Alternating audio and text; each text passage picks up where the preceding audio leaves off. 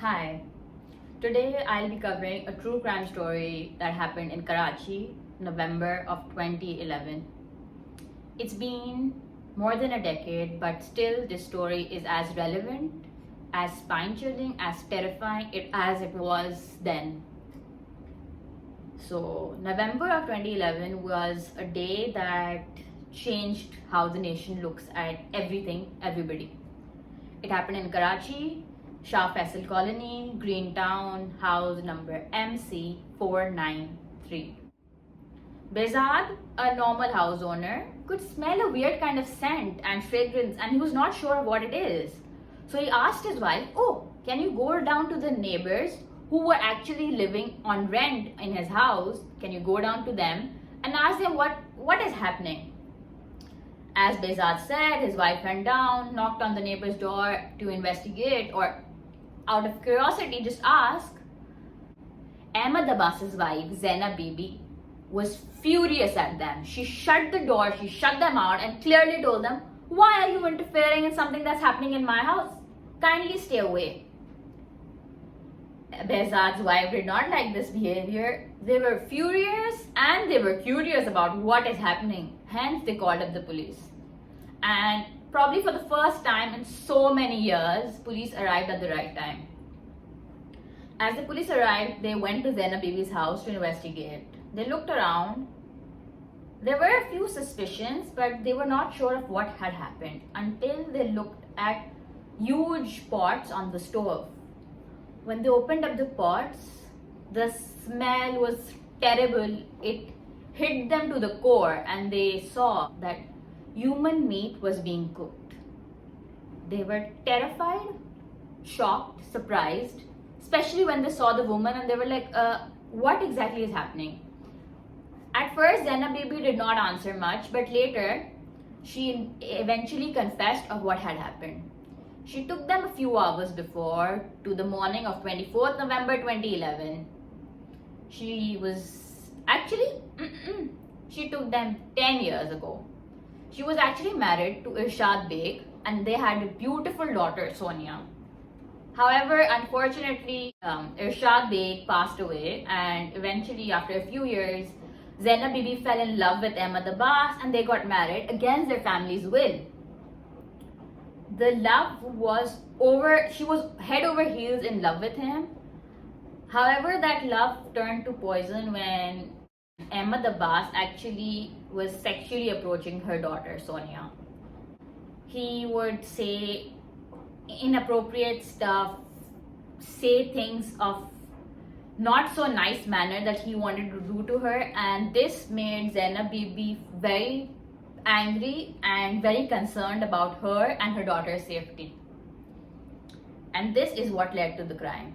On the morning of 24th November 2011, actually this was planned before, like the night before, but this took place on the morning.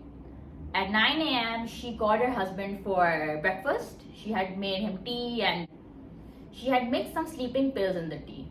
As soon as her husband had it, he actually got unconscious. Without wasting much time, Zainab Bibi strangled him with the rope along with her nephew Zahir, who she had called to follow up on this plan.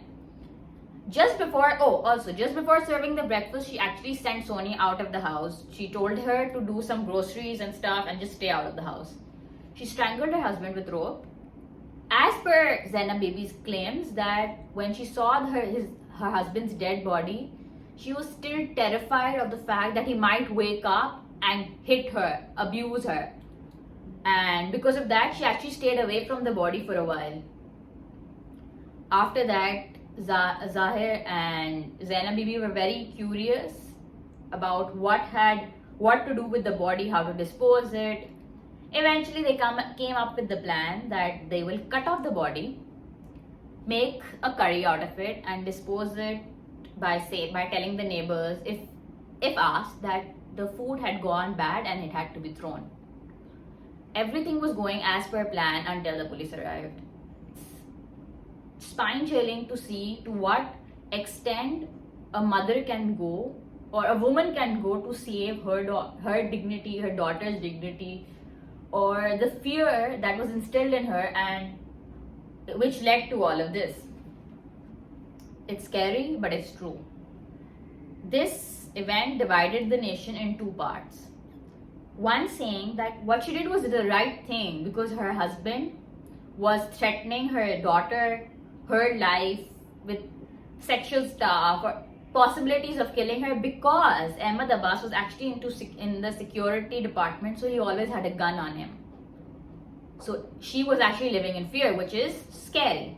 And the other part of Pakistan was saying that she could have gone to the police. She could have gone to the bigger upper authorities. She could have complained. She could have taken some action that could not have led to this crime and made her a criminal.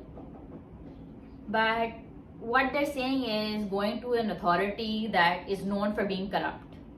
Going to an authority that will probably take the man's side because he's in the security business. Going to an authority that is so corrupt that probably they'll not register the case. And even if they do, they'll probably end up abusing her and raping her also. Going to an authority that if this man finds out that she has complained, he will probably go to all lengths and probably save himself and kill him. So the question arises,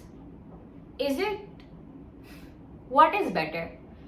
To live as a criminal or to live in fear? Or die as a criminal and live in fear?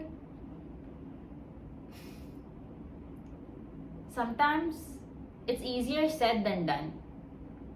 In no way am I supporting what she did was right. I'm not saying that.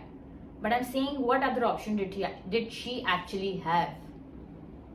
To run away? It's not easy to run away when you're from a minority, poor background in a country like Pakistan. This actually leads to where nobody knows. But it leads to somewhere. For us to think that to what extent a mother, a woman can go if it comes to saving herself, her dignity and her daughter's dignity. And that is how this story ends. What do you think she could have done? She should have done? She should not have done? Please let me know in the comment section below and subscribe to my channel for more true crime videos.